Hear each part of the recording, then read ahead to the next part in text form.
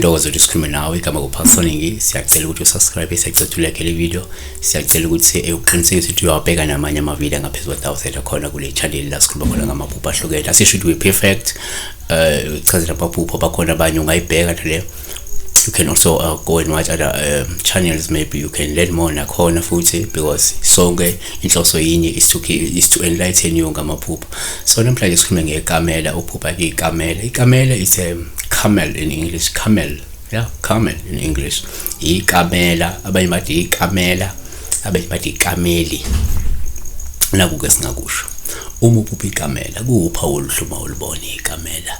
Lokho kusho inhlanhla nekusasa elingaseliqhakaze kuwe. Number 2, kuyenzeka futhi uphupha ikamela kube uphawu oluhluma lingena nje ekhaya, olingasho ukungena kwisidalwa sakho senhlanhla ekhaya uma kade mhlawumbe wenza umsebenzi. Kuyenzeka kade wenza into engumtsinjana wesintu bese libona ikamela lingena ekhaya. Kuyenzeka kwabanye lokho. Kuyenzeka kwabanye ukuthi bengenisa idalwa zakhe engalibona futhi ikamela lingena ekhaya. Kuyenzeka kanjalo. Number 3, kuyenzeka futhi uma uphupha ikamela ekuba uphawu oluhluma ukuba uphawu lubi uma lijaha likuhlasela ikamela. Lokho kungasho isiphathimandla esinonya esizokuhlasela noma sizozama ukukucela phansi. Kungakhomba futhi ulaka mhlawumbe lesidalwa leyidalwa, noma kungakhomba abantu noma umuntu omumbi osuke ezomelana nawe emkhakheni wakho. 4, kuyenzeka futhi uma uphupha ikamela ubuphawu olubi uma likuwisa, olusho ukuthi kumele uqaphele, kungenjalo uzokuba mpofu noma ke uzobanjwa ukugula. Uyabona? Futhi kuyenzeka number 5, uma uphupha ikamela ubuphawu olubi uma likuwisa, osuke selisho ingxabano nomuntu wakho, nokuthi mhlawumbe ungase ulahlwe noma uzokwaliwa umuntu omthembayo. Futhi uma likuwisa nje kuyenzeka uzoxabana lo muntu wakho, noma uzokulahla, noma uzokwala lo muntu wakho. Yebo? Asithi futhi siqhubeke nako ku6, kuyenzeka futhi uma uphupha ikamela kuba uphawu olubi uma likuwisa, olusho ukwehliswa esikhundleni okade usiqhoqhobele, olusho ukuphelelwa into ewudumo nezidumela mhlawumbe emkhakheni.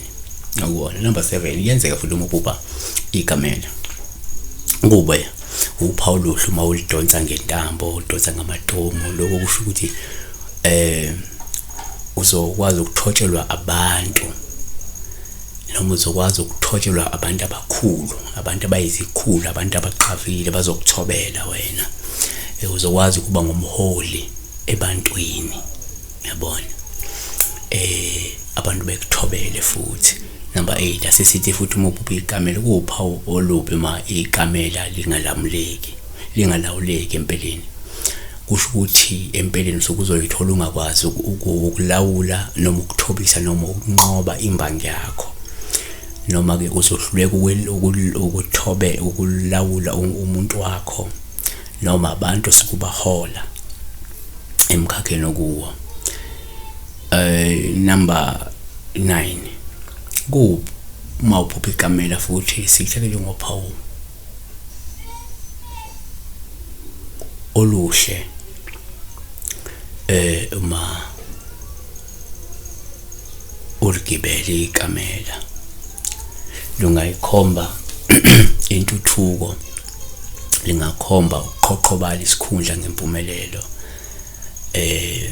lingayikhomba inqubekela phambili uma uligibele. Lingakhomba futhi uba sibudlelwane obuhle, uba phezulu, uqhoqhobala ikamela uligibele lihambe nawe kahle, lingakuwisi. Saba kakhulu besibheka nje ikamela ngongaba uphawu olubi uma ikamela lifile, ngoba lokho kusho ukufekela. Kwabanye kuyenzeka uma uphupha isilwane esifile kanti kusho ukuthi kunomuntu osuke ezoshona othile, kodwa kwabanye sokusho ukufekela kwenhlelo namaphupho abo ngenxa yey'nkinga ezithile mhlawumbe abazohlangabezana nazo. Siyabonga.